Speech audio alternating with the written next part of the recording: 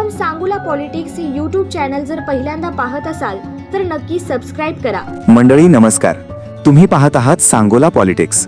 सांगोला तालुक्यात मोठ्या प्रमाणात गारपीट आणि अवकाळी पाऊस झालाय।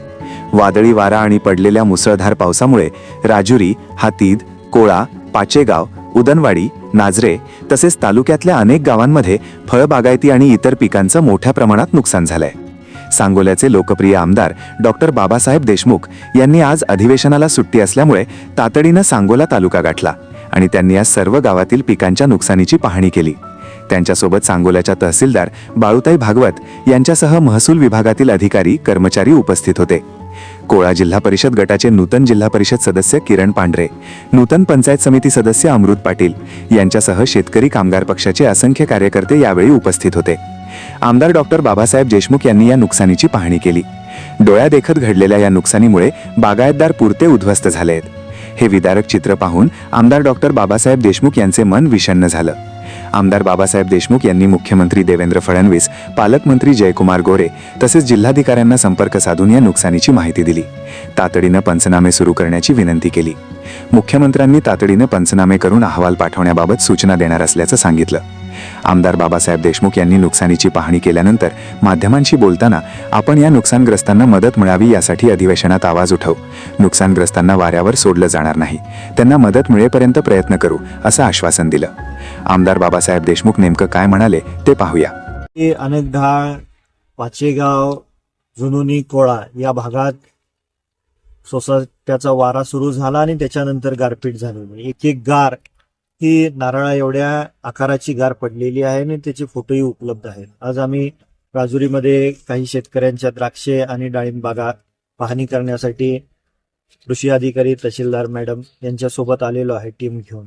तर या भागामध्ये आसपास एक 10,000 हेक्टर डाळिंबाची लागवड आहे आणि 700-800 हेक्टर द्राक्षेची लागवड आहे। पैशाच्या स्वरूपात पाहायचं म्हणलं तर जवळजवळ 2-2.5 हजार कोटीचं नुकसान या भागातल्या शेतकऱ्यांचं झालेलं आहे। मागच्या वेळेस अतिवृष्टी झाली त्यावेळेस ही जून-जुलैच्या आसपास ज्या फळबागा धरल्या होत्या त्याचं नुकसान झालं आणि शेतकऱ्याच्या पदरात एकही रुपया मिळालेला नाही। आज ही शेतकऱ्यांनी परत बागा धरल्या आणि डाळिंबाच विशेष करून डाळिंब, मका या शेतकऱ्यांना जास्तीचं नुकसान सोसावं लागतंय। निश्चितपणे कृषी मंत्री भरणे मामा आणि पालकमंत्री आणि फडणवीस साहेब मुख्यमंत्री साहेबांना आम्ही फोनवरून संपर्क केलेला आहे। साहेबांनी सांगितले पंचनामे करून घ्या आणि लवकरात लवकर या अवकाळी पावसाचे पैसे सरकार लवकरात लवकर देईल आणि त्या पद्धतीनं आम्ही सोमवारी अधिवेशनामध्ये मी स्वतः भांडून सरकारकडून पैसे या शेतकऱ्यांना